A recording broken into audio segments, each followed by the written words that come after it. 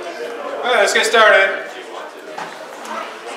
Oh, so you're busy working on PS10, which is putting a database into the back end of the PS9. So the PS9 grading tests, I pushed them to the repository yesterday, so we're on the PS9 branch. It's a solution, not a project of a different solution, so it's a standalone solution. And the way to use them is to fire up your server in one Visual Studio and fire up my tests in another and run them. And it's like, I forget, 62 test cases. And generally what they do is, it starts by testing, can you create a user? And then it tests all the error cases of creating a user. And then it tests, okay, now can you join the game? And it keeps pushing further and further in. At the end, there are several test cases that play multiple games. At least there's one test case that plays multiple games simultaneously, making sure that you report the time correctly and everything else. So if you pass all those tests right out of the box, I'm very impressed. Anyone pass all the tests right out of the box?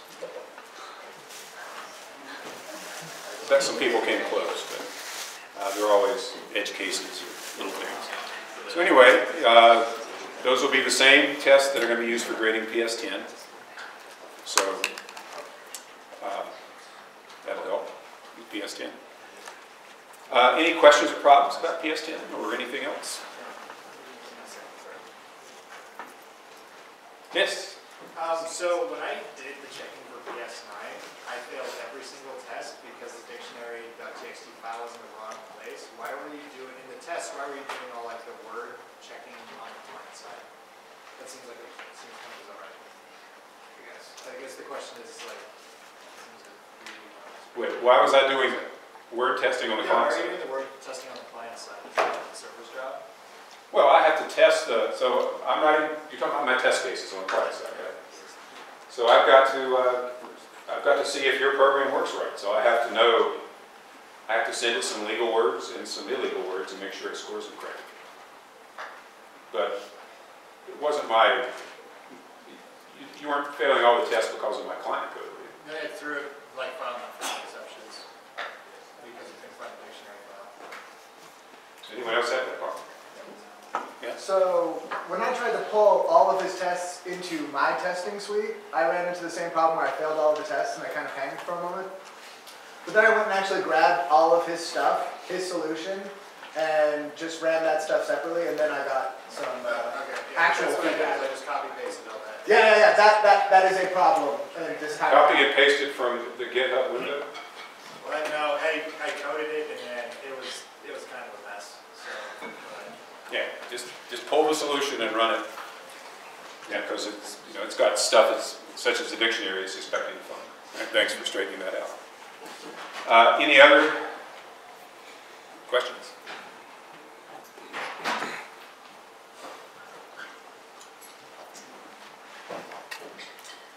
Yes?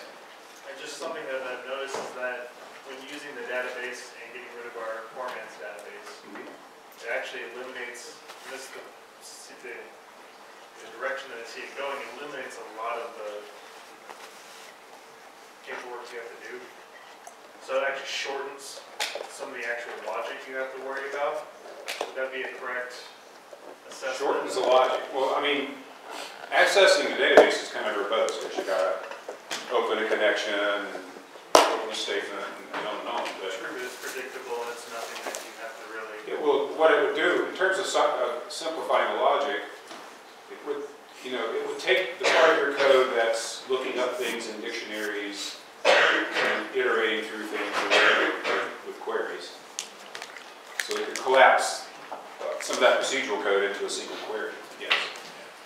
But then, whether it shortens the code or not, I would be surprised because you've got all these lines of code just boilerplate almost to open up everything you need to communicate with the database. But hopefully it's easy to use the database. Shouldn't make your life harder. Any other questions? Good time to ask them. Yes?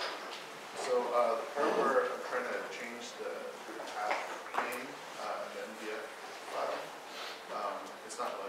trying to change the path name. Or, you know, the long string? So you're trying to, the connection string. Yeah, so I'm right-clicking on the file and running the properties, and the part where it has it, it's not letting me change it. And I'm running as administrator, so I'm not sure what's going on. Whose properties are you clicking on? Whose properties are you getting? On the file, the MDF file, is that what it's called? No, well, the connection string would go into the web.config file. Oh, okay. Yeah. So that connection string that I showed, if you look at my example code, when it needs a connection string, it obtains it from web.config. And then, so you just need to open web.config, it'll be an XML file, and put the connection string in there, and you can look at my code for example of how to do that. Yeah, you don't want to mess with the MDF or the LDF file. They're just managed by the database.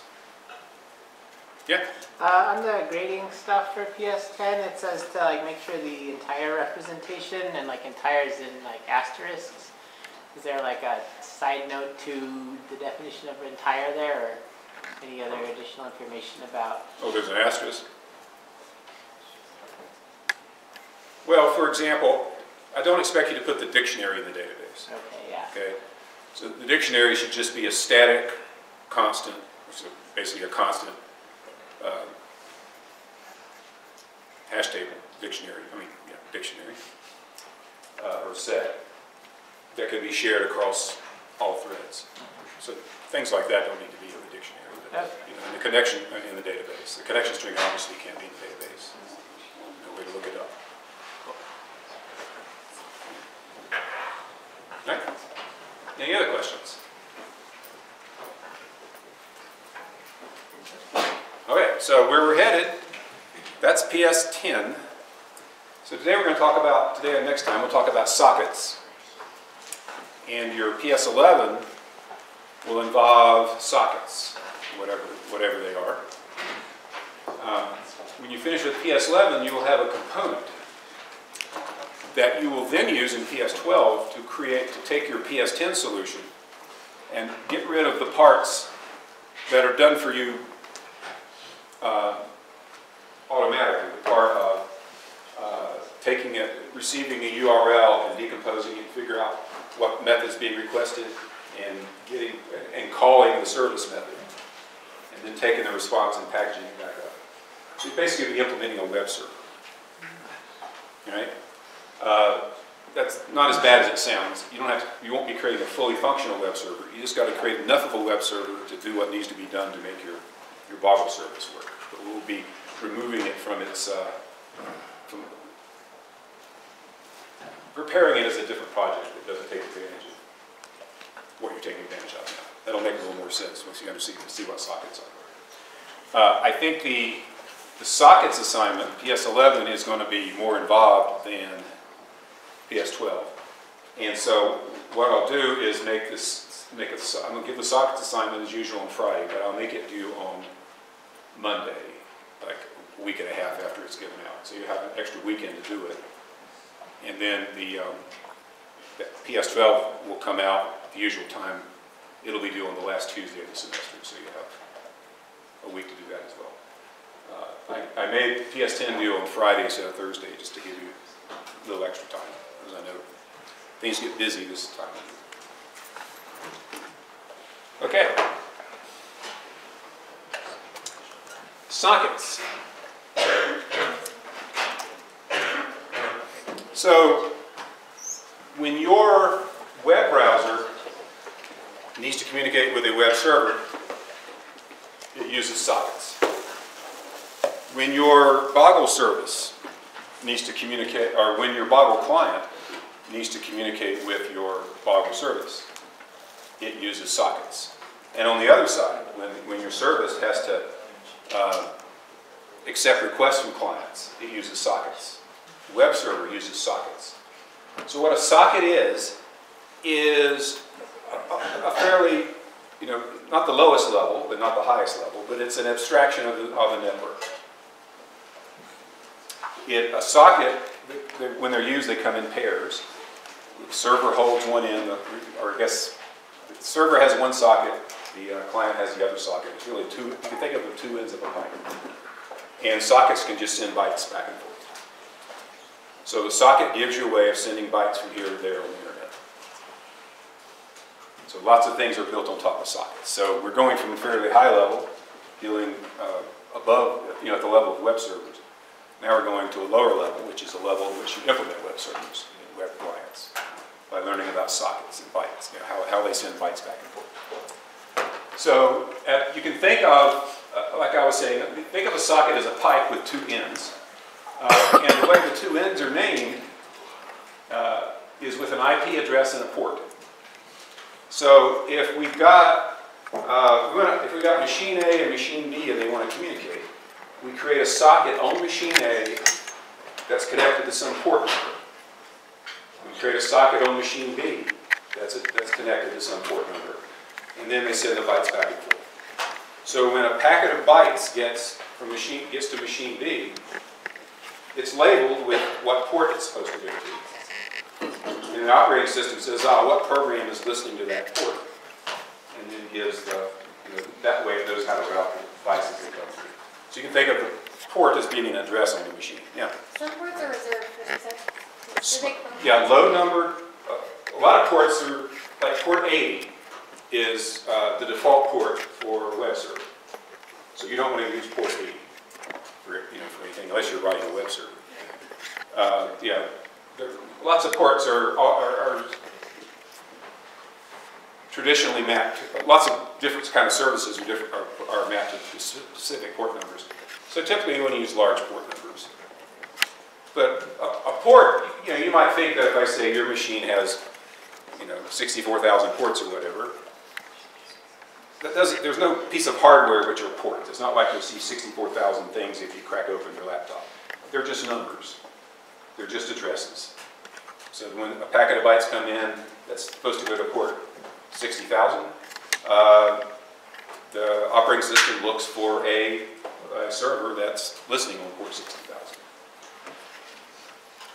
So a unique socket has those two endpoints. Stuff is being sent from a port on some machine to a port on some machine.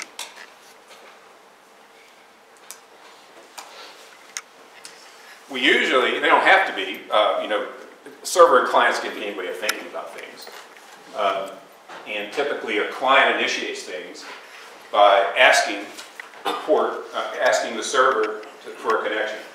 And then the connection creates sets things up. Okay, so that's just summarizing what I said. Okay, so let's think about this in terms of C#. C# has a class called TCP listener. The internet protocol is IP. TCP stands for something like Transport Control Protocol. You often hear the terms TCP/IP thrown around. It's basically the protocol the web runs on, or the internet runs on. So to create a TCP listener, you can think of it as the heart of a server, the key part of a server. You just create it on a machine at a port. So we might say, create me a TCP listener that's listening on port 60,000. Now, what a TCP listener does is it's listening on a port for a request to come in for a socket connection. So when a connection request arrives, it sets up a socket. And so what it'll do is it'll pick another port, let's say 60,001, and it'll set up a socket listening on that port. And it'll let the client that requested a socket connection know, and then the TCP listener will resume setting up socket connections, and the socket I just created can now communicate. So a TCP listener is just there to create sockets when requests come in. So when we say a web server listens on port 80, what we mean is it listens on port 80 for connection requests. And when it gets a connection request, it sets up a socket on a different port and resumes listening for connection requests. So that's what a TCP listener is. Now, what makes sockets a little bit difficult to play with is they're inherently asynchronous, because you never know when a request will come in for a socket, and once you've set up a socket, you never know when some bytes are going to come. They can happen at any point. So you have to deal with this asynchrony somewhere, and it's just baked right into the methods. So these two methods, the way they operate is, you got a TCP listener. You start a TCP listener, and you call this method, begin accept socket. And you pass in a delegate. So what you're saying is, when a request comes in for a connection, let me know. Call this method. So when a connection request comes in, it lets you know. It calls that method and passes you, and you get information about the socket. And then once you're told that a socket request has been made, you can find out. You can basically tell the TCP listener to create the socket for you and give it back. So we'll see how that works in code shortly. But the way all the socket methods work is asynchronously. You got the TCP listener. You give it a callback. And then sometime in the future, on some other thread, that callback will be called. It's asynchronous. Now, once you have a socket set up, again, you got this asynchronous problem. You never know when some bytes are going to need to be sent or going to be received. So, if you've got a socket, you can call it with the begin receive method, and you can say, call the callback when some bytes arrive. Or if you need to send, you can say, here's some bytes, call me back when they've been sent. So we're just sort of listing methods at this point. I'm going to show you an example server shortly that works at a low level with sockets. But what I want you to remember right now is they're inherently asynchronous. And since they're asynchronous, multi-threaded, it's going to take some synchronization to make our server work right. Yeah.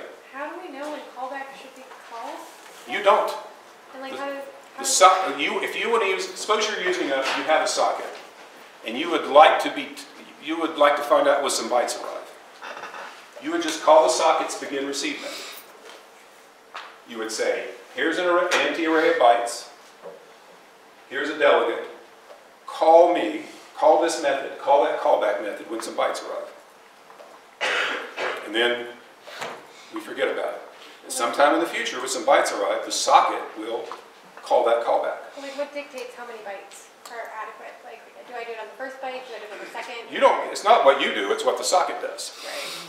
The socket decides it receives some bytes, and either it fills up the array, in which case there's no choice. It has to call the callback, or maybe it waits a while and accumulates some bytes. It does what it does.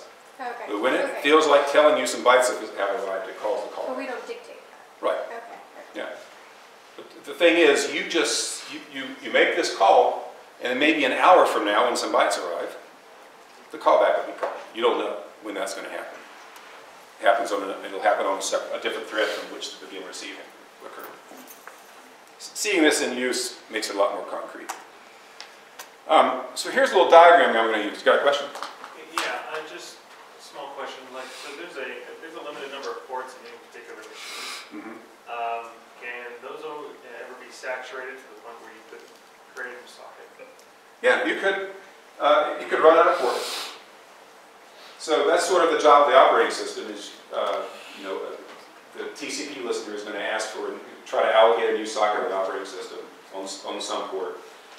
And at some point, the operating system may not be able to service the request. It may run out of ports. Can you repeat the question? Basically, the question was, can you run out of ports and not be able to set up new connections? And yes. The answer is yes. There are a finite number of connections possible. Finite number of ports.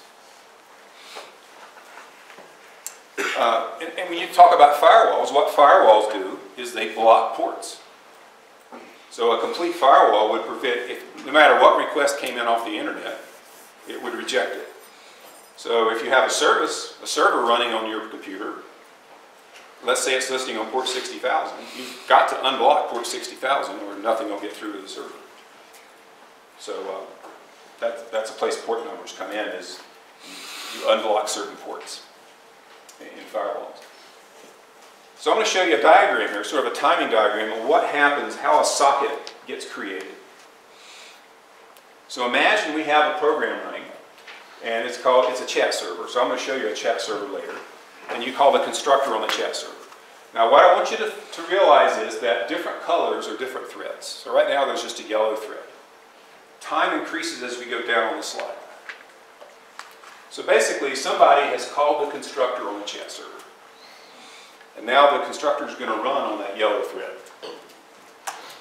So the first thing the chat server needs to do is to create a TCP listener object. So first thing the constructor does is call the TCP listener constructor to create the object, and the TCP listener constructor returns. So you can see where first the constructor for chat server was called. It called the constructor for TCP listener. The TCP listener was created, and it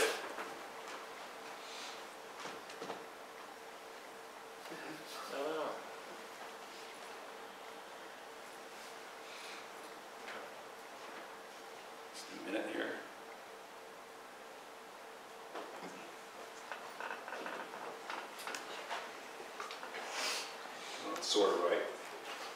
I'm not going to mess with it just now. Maybe I will.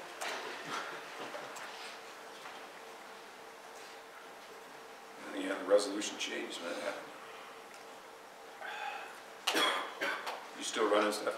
I'm seeing what you see, Okay. or what's up there. So let's try to get here.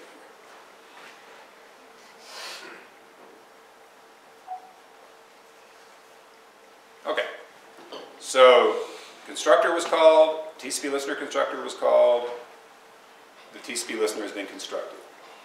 So the next thing that the chat server constructor is going to do is going to call the get accept socket on the TCP listener. And the TCP listener says, okay, thank you very much. And what it does is it starts some thread whose job it is to listen for connection requests. And then it returns. And then the constructor returns. So what's happening at this point? The chat server has been constructed. The TCP listener is running on this red thread, waiting for connection requests to come in. So what's going to happen when a connection request arrives? Because the constructor is done. Both constructors are done. What's going to happen? Yeah? Can I call whatever method you said is the callback? Okay. So when we called begin accept socket, we passed in a callback delegate. So when a connection request arrives at some point in time, it's going to call that callback. It's going to call that method for us. So time passes, and a request comes that says, please, some client is asking our server to open a socket connection for it. So our red thread creates a green thread to create the socket. So this thread is going to run to create the socket, and then it'll be done. So what's the first thing that thread needs to do? The red thread is now going on listening for other connection requests. Green thread, what's the first thing it's going to want to do?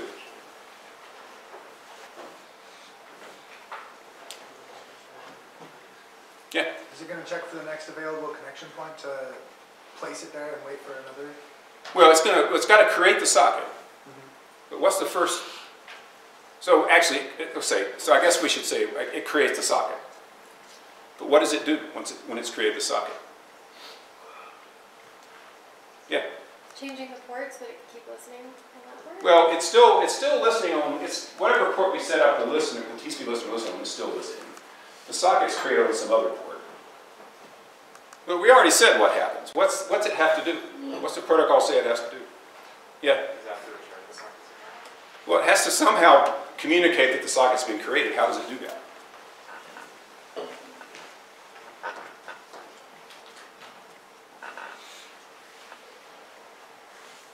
We had the answer 2 minutes ago. So Callback? the callback, right? So it creates a socket and calls the callback method. So the callback method is some method, some chat server method. So basically, we're calling a method on the chat server object saying, a socket has been created. A socket has been requested. Now, what the chat server has to do is there's a method on the TCP listener called end accept socket. So it says, okay, tell me what the socket is. And the return gives the socket to this returns the socket. So end accept socket, when you call it, what you get back is the socket. So callback method is called on a separate thread. It says, okay, I'd like the socket. it gets the socket, and then it returns, and the callback method returns. But presumably, this has done something with the socket. This just shows you how the socket's created. And once it gets the socket, it's going to call a method on it to say, let me know when some bytes arrive. So when I say it's asynchronous, this is what I mean. Is we got some thread that's just constantly listening for requests to create a socket. When a request arrives, it lets the callback method, it calls the callback method to let whoever was interested know that it was created. And that's the end. So we're going to see how this, and we're going to see more detail than this. We'll see how this is all set up in code, but I wanted to give you a high-level view of what's going on. Okay? Any questions I can answer right here? It might be worth, we could refer back to this later when we actually see the code. But, okay? And this is not something that'll blow over. This is PS11. You'll be dealing with sockets at this level, at the level of bytes and callback methods and so forth. So you're going to need to understand it next week. Might as well understand it this week too. Okay, so this is what our simple chat server is going to do. It's going to accept requests for socket connections on port 4000. Immediately after a connection is established, it's going to send welcome back to the client. So the client will see welcome arrive. And as it receives complete lines from the client, it'll send them back in uppercase. So it's not much of a chat. You're not really chatting with anyone but yourself. That's why I call it a simple chat server. You send it hello world, it sends you back hello world in uppercase. It's more of an echo server. We want to make this so it can deal simultaneously with an arbitrary number of clients. So we can have 1,000 clients talking to themselves. We want it to respond immediately after it gets a complete line. So there's stuff can be going simultaneously. It can be receiving bytes at the same time it's pushing bytes out. And multiple of these can be happening at the same time. Turns out sending is more complicated than receiving. So we'll in the slides here, we'll focus on that. And the fundamental problem is synchronization. So let me briefly sketch what's involved in sending. So we're going to have some socket we want to send out. So we're going to send bytes out of the socket. We're going to have this Boolean flag that tells us whether we're actively trying to send bytes out. Sometimes we are, sometimes we aren't. This is going to be containing the lines, the capitalized lines that we need to send out. These are going to be bytes that we are currently in the process of sending out. And this is an index into that array showing how much of the array still needs to be sent. So those are our instance variables. So here we have our instance variables summarized there. And let me just show you what can happen. So initially nothing is happening. We've got the socket set up. Nobody has sent us anything. Our receive mechanism has decided we need to send that string hello back. So the string hello shows up in the outgoing. So what should we do now? What should happen now that there's a string to send back? We've got to send it. But we can't send strings, we can only send bytes. So what we have to do is take hello and convert it into bytes. So we convert it into bytes. Our pending index is 0, meaning that, and send is ongoing is true. So now we're in the phase where we're actively trying to send bytes out. Those are the bytes. We got to send those 5 bytes, and our pending index is 0, meaning we got to send them all. We haven't sent any bytes yet. Okay? Well, before we even get a chance to send those bytes, another string arrives, help. So that goes into the outgoing. We're not going to deal with it until we finish sending this array. Okay? So we try to send the array, and what we find out is it only sent 3 bytes. Only the first 3 bytes went out. And so we've got to send the last 2 still. So the pending index is 3. So we try to send the remaining bytes, and we find out they were sent, and so pinging index becomes 5. And what should we do now that we've managed to send all the bytes out? Yeah? Convert help into bytes. Right, now we got to take help. You know, we're not done sending because help is sitting there. So we take help and convert it into bytes. We send it, and let's say that all succeeded. And now there's nothing more to go, so now we're no longer sending actively. We're sort of back in our quiet state. So the thing you have to realize, where does the multi-threading stand to cause conflicts here?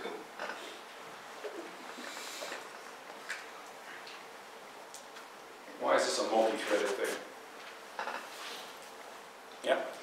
Like updating what's in the array or what our index in the array is. Okay, so sometimes calls come in to change our outgoing. That would come from the receiving side of our client.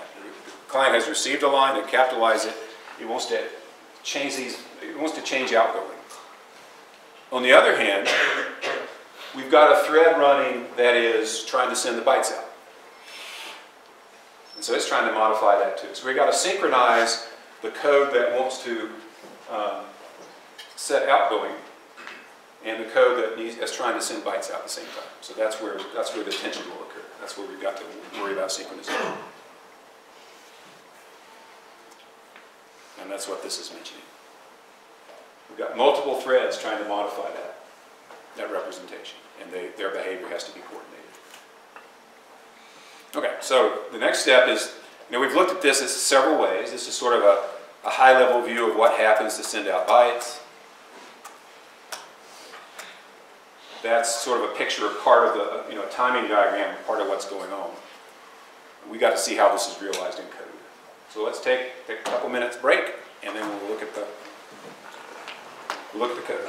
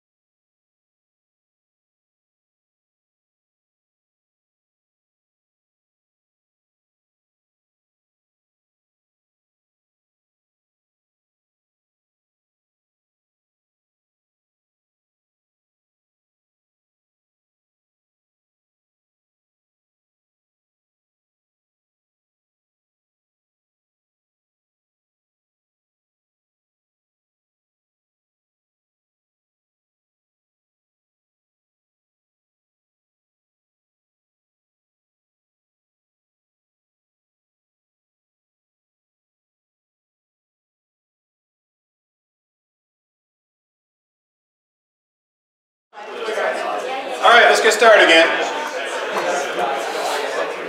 Okay, so what I have here is a Telnet window. So Windows 10, it comes with Telnet, and you just run Telnet. And it's just this low-level thing that lets you type at servers, sort of a universal client. So, for example, if I'd like to talk to the department, the School of Computing's web server, I would say, I'd try to open. I say open. I give it the name of the server. I give it the IP address of the server and the port. And that's port 80. Okay, and then I can start typing at it. So if I say, hello world, and this isn't the most user-friendly thing in the world. It didn't clear the screen there. Hit enter. It sends me back 400 bad requests because I didn't follow the HTTP protocol. But if I was more careful and typed a valid HTTP request, I could get it to send me back a web page, and I could see the raw HTML here that it sends back. But as it is, it's just telling me I made a bad request. So pick your server. If you know how to communicate with it, you can use this to do it. You can communicate with your Boggle service. All right? Let's try that. Let's try opening ice.eng.utah.edu. Is it 60,000? Yeah. All right, so we're there. Do you have a snow running? Is it 80,000? No, I think it's 60. Anyway. Yeah, 60,000. Now, do you want to have the Boggle server running on your computer or the I was trying to compute to the G one? yeah, I wanted to contact the one running on ice. Anyway, I don't know what I did wrong, but anyway, in principle, I could connect to it, and I could start typing requests. And if I formatted them just so, you have to type the raw JSON yourself. I could bake in a Boggle. I could basically serve as my own client. So this just gives you a low-level way of experimenting with clients. So what I want to do is I want to open localhost 4000. So I've got my simple chat server running behind it here in Visual Studio. So I'm going to open a connection, and it said welcome. So I succeeded in connecting to it. It said welcome. So if I say hello there, it echoes hello there. Okay? So I don't have to spend time writing any code to create a client. This works just fine. And the idea is it should be possible for all of you to simultaneously open Telnet clients, make connection requests on port 4000. That'll create socket connections for all of you, so maybe not too many due to overwhelm the machine. And then you hold that socket request, that socket open, and communicate back and forth. And then, when I close, it closes the socket. Now, with a web server, the browser doesn't create a socket and hold it open forever. So the way the protocol is described, the browser opens a socket to make a request, it gets a response back, and that's the end of the socket. So it's not, and then when it needs another request, it reopens it. It's possible, some browsers optimize that by leaving the socket open for a while, but you don't want to hold the socket open forever because you're tying up the server machine that way. But, so, I say something else. Whatever I type in, it's echoed back. And then when I kill my client,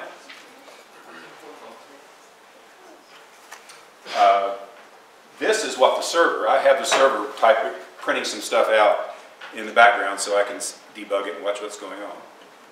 But what it did was every time I send a byte, it echoes the current string it's building up. So you can see that it accumulated that string, tells me what it's doing, and it noticed that I closed my client. It reported the socket was closed. So let's see how the thing works. So it's just called simplechatserver.cs. So here's our main method. It creates a simple chat server object listening on port 40,000. And then it does console.readline. Why does it do that?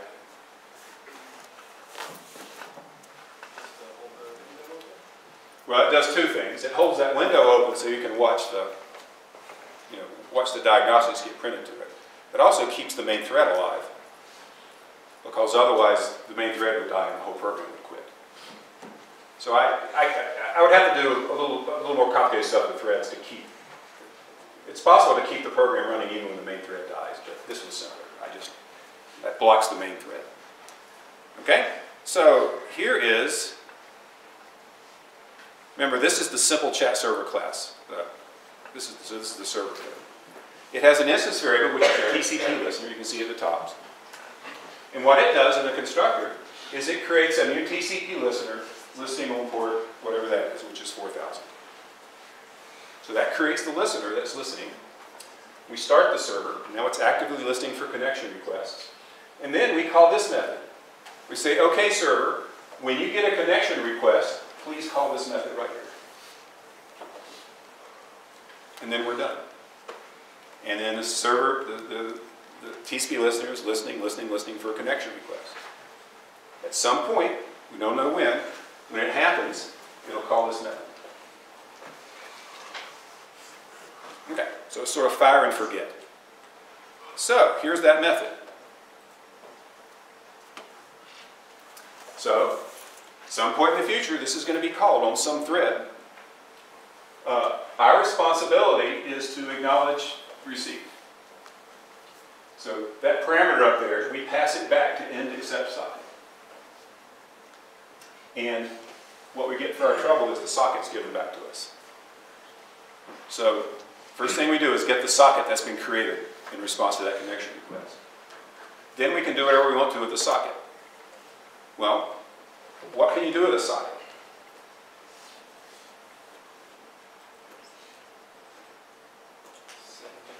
You can send bytes and receive bytes. Well, we don't.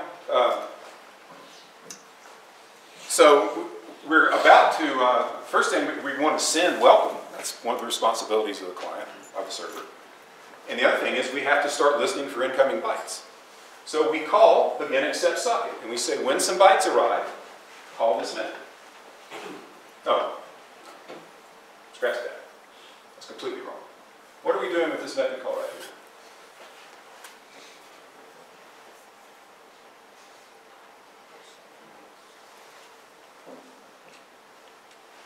Have you seen that method call before?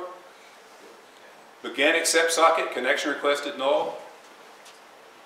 Begin accept socket, connection requested null.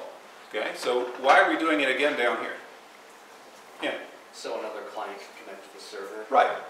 If we didn't make that call, the server, the TCP listener isn't going to know what to do when it gets a connection request. So we ask it to call, when it gets a request, please call a method. It did. Now we need to say, okay, next time you get another request, call this method. You have to keep the mechanism going because the request is only good for one socket. So we get the socket that was created, then we just restart the. We tell the listener keep listening and call this thing when we're done. So that keeps the socket connection stuff going. Now we create a new client connection object. Okay, so here's client connection, another class. And it has a slew of instance variables, some of which I had on the slide before. And rather than try to describe them here, I'll just describe them as they come up. There you go. Client connection takes a socket as a parameter. So that socket is connected to a remote client. So let's see, we remember it. Incoming is going to contain strings that have been received. Outgoing are strings we want to send, so we initialize them. We have a send message method that we'll look at down here. And so we say send welcome to the client. And what are we doing here?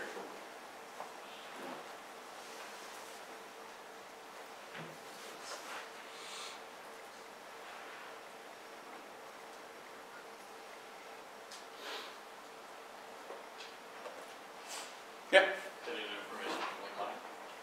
All right. Well, what we're saying is we're telling the socket, when you get some bytes, let me know about it. Now, there are lots of parameters. So what we're really saying is, when you get some bytes, put them in this array, starting at index 0. Don't put more than that many bytes in the array. those are things we use to customize, so I don't have any flags I'm customizing. Call this method when you've got some bytes. Okay? So we're just saying, okay, when some bytes arrive, let me know by calling that message receive method. It's fundamentally what's happening. So that's how we start things off, by sending welcome and then by starting listening for bytes. If we don't do this, welcome never shows up. If we don't do this, nothing happens. Nothing's ever echoed because the bytes arrive that are never dealt with. All right, so now we've got two things to look at. What's involved in sending bytes? What's involved in receiving bytes? It's essentially two separate pieces of code. They don't really interfere with each other. All right, but before we go on, let's see if there are any questions I can answer what's going on here. You will be writing code just like this next week. You'll be working with byte arrays and So like such. our REST calls we were doing in the other assignments, does that use sockets like under Yeah. the hood? Okay. Yeah.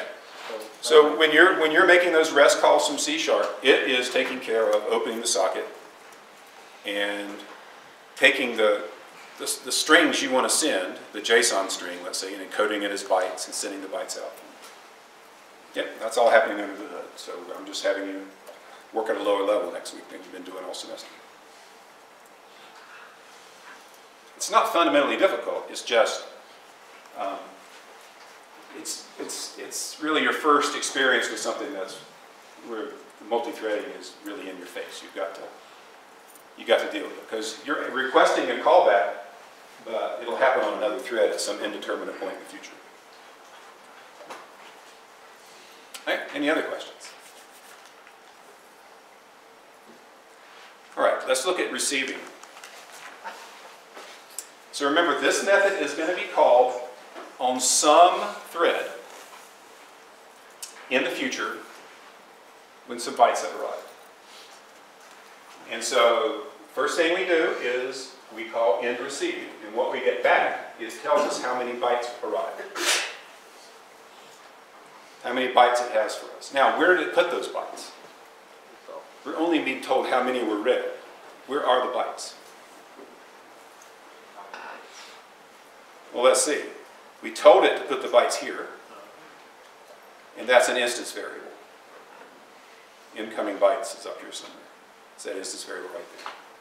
So the bytes, whatever bytes were read, are going to be in that instance variable now. And we know how many were read. Now, if no bytes were read, the only way that'll happen, that you're told no bytes were read, is if the client closed down. And there are just no more bytes to be had, ever. So if you get 0 back, you can just, you see what I did is I close the socket, I print out that socket closed, and that's the end of the game. That socket's not used anymore. Both ends have been closed. Otherwise, we got to do something with the incoming bytes. Let's look at. Well, let's see what we have to do. We've got to turn the bytes into characters. So I have an object, that's an instance variable called a decoder. And it takes the bytes, which are, they're just bytes, and turns them into a string. Now, what's involved in decoding a bunch of bytes? Yeah? Knowing how you're going to interpret them? Yeah, you have to know how to interpret them. So let me tell you the two main choices. Unicode is a 16-bit code. So every Unicode character, and your strings in C# and Java and so forth are Unicode. The characters in the strings are Unicode, so they're 2-byte values. So we could just, if we want to send a string that has, say, 100 characters in it, we could just take the 2-byte representation of the first character and then the 2-byte representation of the next character, make an array of 200 bytes, 2 bytes per character, and send that. Now, can you see why that might be a bad use of resources? What's the disadvantage of taking 100 characters and turning it into 200 bytes?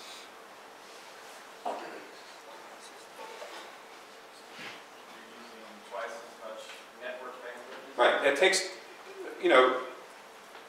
it's taking twice, it wastes network bandwidth, and this is why. The most common characters that you use are the ones on the keyboard there, right? You're not often using say, Russian glyphs, right? Or, lots of, or Greek symbols or whatever.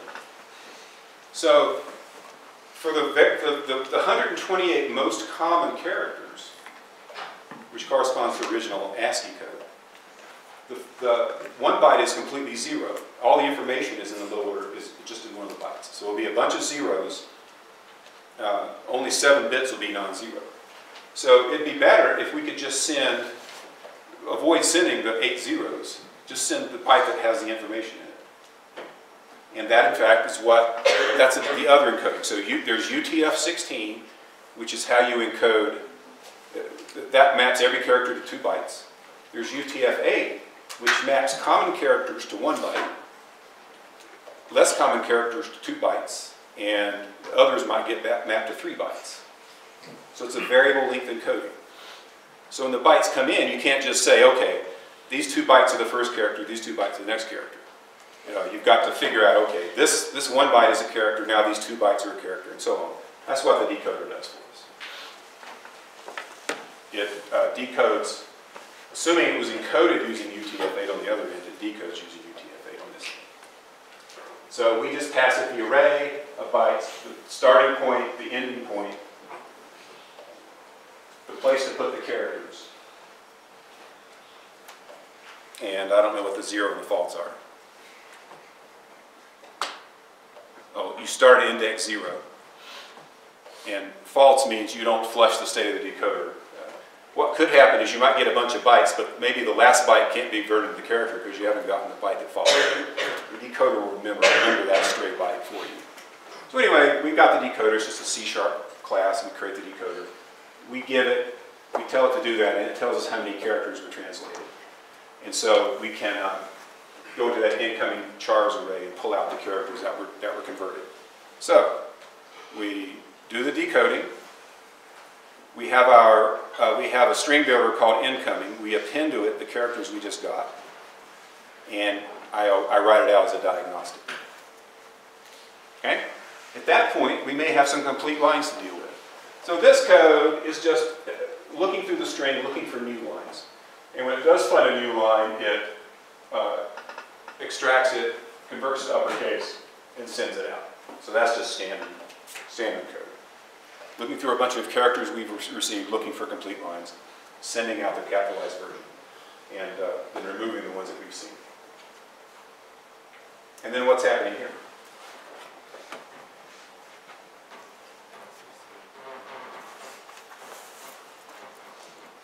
Why are we doing another begin receive?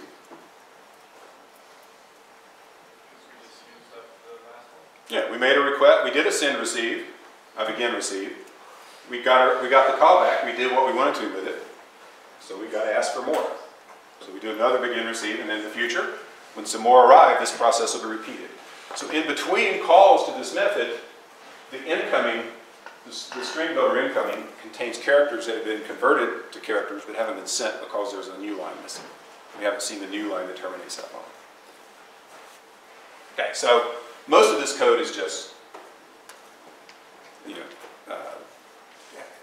turning bytes into characters and doing uninteresting things. The socket code, this is really the only socket code right here. Okay, so remember when we capitalized the line, we called send message.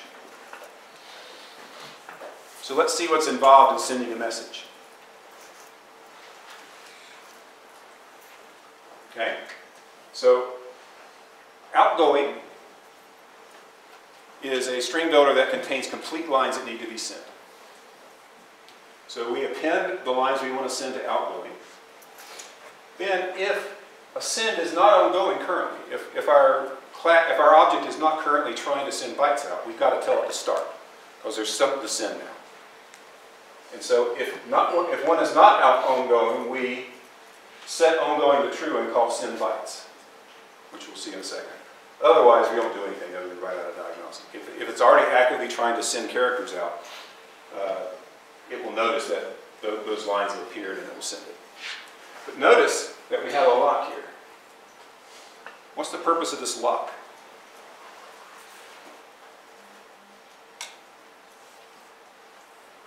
Yeah? So if we try to send two messages at the same time, they won't interfere? Okay? So it may be that, remember, we get a callback every time, you get a callback on a separate thread every time some bytes arrive. So bytes are sort of arriving,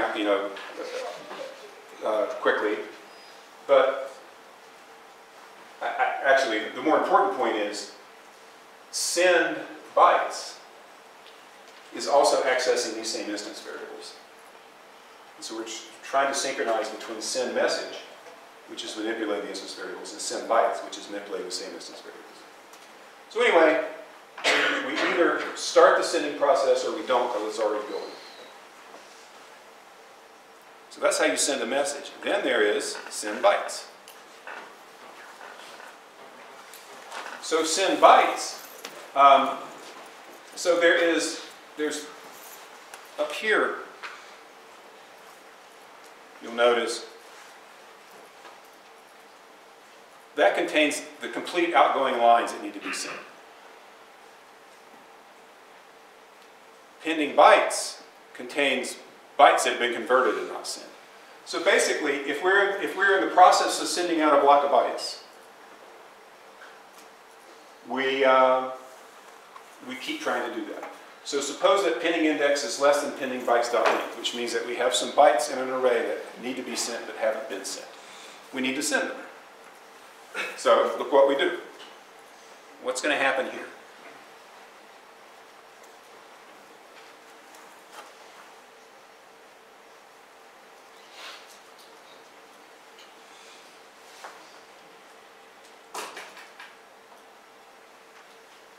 You could explain what, so we're in the middle of sending some bytes. We haven't sent them all yet, so we need to make another attempt to send the rest of them. What is begin send going to accomplish right here?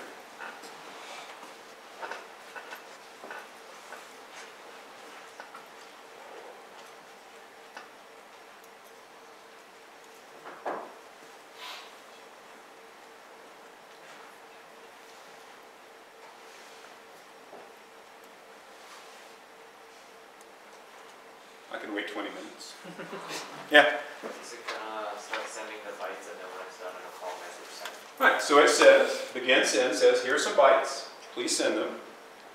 When you've sent some, there's no guarantee it'll send them all, but when you've sent some of them, call message send. So we're just telling our socket, please send one or more of these bytes for me. Let me know when you've sent some. Yeah? How are you specifying that it only needs to send some instead of all of it? Well, we'll see how it works, but,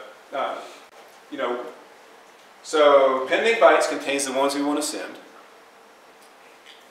Pending index is the index of the first byte that we want to send. We want to send everything from pending index to the end of the array.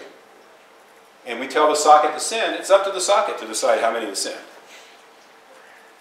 Okay? Now typically, if you just give it a few bytes, it'll send them all. But if you give them a megabyte, it's going to send, it might send 4,000 at a time. It just depends on how the socket's implemented. Okay, so that's what you do if there's bytes yet to be sent. If you're not currently sending bytes, you're going to hit here. So what we do is we take remember outgoing are the complete lines that we haven't sent yet. We convert them, we get the bytes, and that's our new pending byte array. So we convert the outgoing string into bytes. Our pending index is 0. We clear outgoing because we've converted the lines into bytes, and we do a send. We try to send those bytes here. So when everything starts up, before anything has been sent, first time that we try to send bytes, we're going to hit this. It's going to take the outgoing lines, convert them to bytes, and try to send them. Try to send all those bytes. And when the message sent will be called when they've succeeded. So let's see. We've done a conversion. We've sent some bytes. We get down to message sent. Okay? Message sent is going to call end send to find out how many bytes were sent. If none were sent, that means something closed. Otherwise, we update. Our pending index is now, we add bytes sent. So if it sent them all, this will be at the end of the array. And then we call send bytes again. So let's say only some of the bytes got sent. What's going to happen when we call send bytes?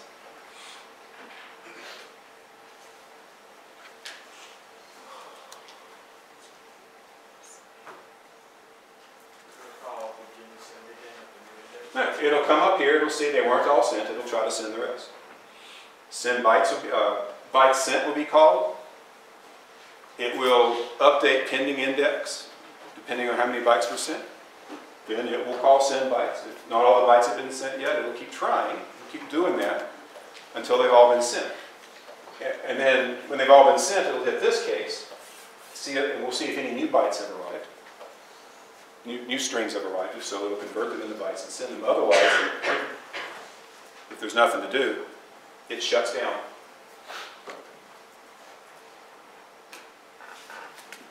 What turns it back on? So what makes this thing run is, we call begin send. That results in a call to message sent. Message sent calls send bytes, which calls begin send, which calls message sent. Comes back to here and calls begin send. Eventually, when they're all sent, we shut down. There's no longer any callback set up. What launches the mechanism again? Yeah? The send message method? Right. When some new bytes arrive, we're going to be back up here at send message, and it'll notice, no, there's no sending going on right now. And so it will it'll call send bytes to start things up again. Okay? So that is what I summarized back on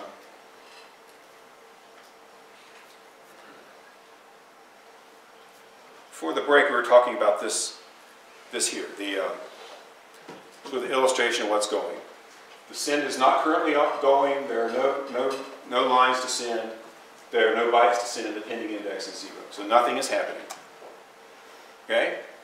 A line, we want to send the string hello, so we add it to outgoing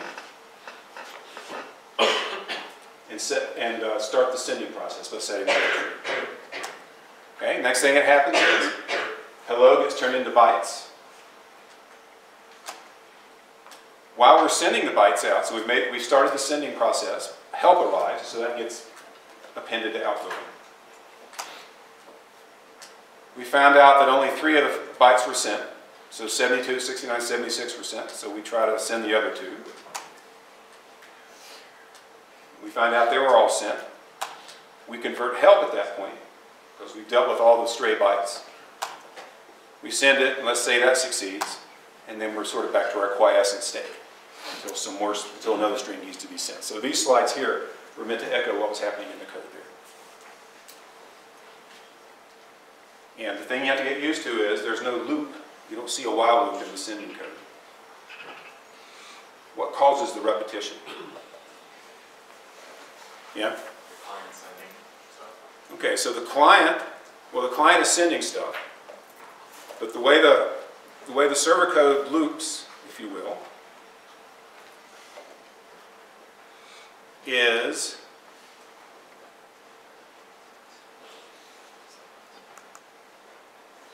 you call begin send. When begin send succeeds, it calls message sent. Right? When message sent is called, it calls send bytes. When send bytes is called, it calls begin send, which calls message sent, which calls send bytes, which calls begin send. So that it's sort of indirectly looping that way. Yeah? You have to worry about stack overflow from all those, it's kind of like... No, because the problem, it's not recursion, because it's always new threads that are being used. So the thread on which the original stuff happened is gone away. And when the callback happens, it happens on a new thread. Yeah, so we're not going to get stack overflow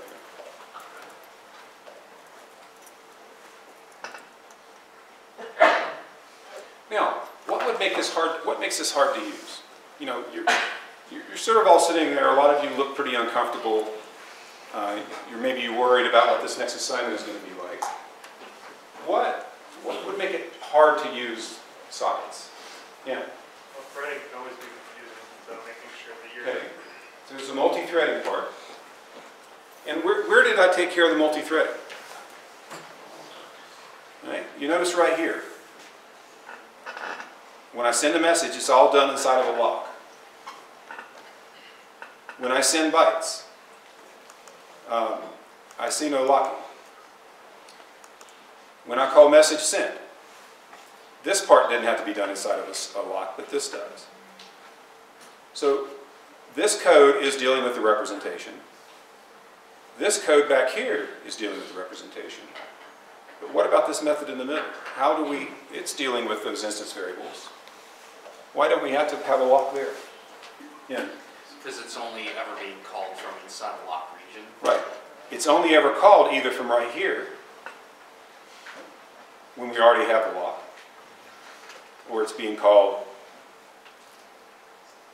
from down here, inside of a critical section. So no need to reacquire the lock in that other method. It's private, it's only called in those two places. The lock has to be acquired before it can be called.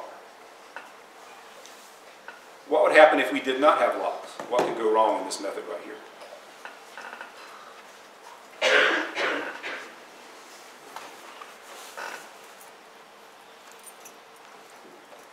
Yeah. The fields would be changing like unaccordingly. Okay. So what would be the instance variable that's most likely to be simultaneously accessed without these locks? So let's see, this outgoing are lines we need to send. So without the locks, we could be in here trying to convert an array of characters into bytes. At the same time, we were up here trying to append a string to it. So we could be modifying the string builder in two different places without the lock. So that's what the lock is for. Okay, so besides the multi-threaded aspect, what would make it awkward to say write a boggle service that use sockets?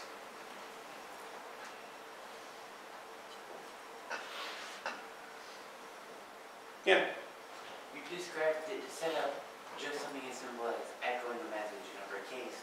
You have three different methods calling each other on multiple threads. Okay.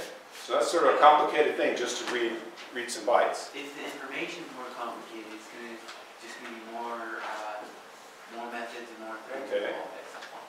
Okay. So it's a lot of mechanism to try to do something simple. What else? Yeah. Testing. Well, there's testing, sure. What else? Yeah? The synchronization behind it. Okay, the synchronization is necessary. Yeah? You have to parse the HTTP request once it comes in. Okay, so there's parsing, but that's sort of above the socket level. But there's a fundamental mismatch here between what you need and what you get with the socket. Yeah? The binary conversion? Yeah. You don't want to fool around with bytes. Wouldn't it be better if these sockets gave you back strings? Okay, so what you'll be doing in PS11 is creating a class called string socket that's easier to use than this class. Basically, think of it as a wrapper around the socket. So that if someone wants to use, someone can use your class to communicate with complete lines over a socket instead of having to deal with the byte model. So you'll hide the fact that the bytes are happening, that bytes are being used. Make it look like strings are being used. I breathed on it. It's just awful.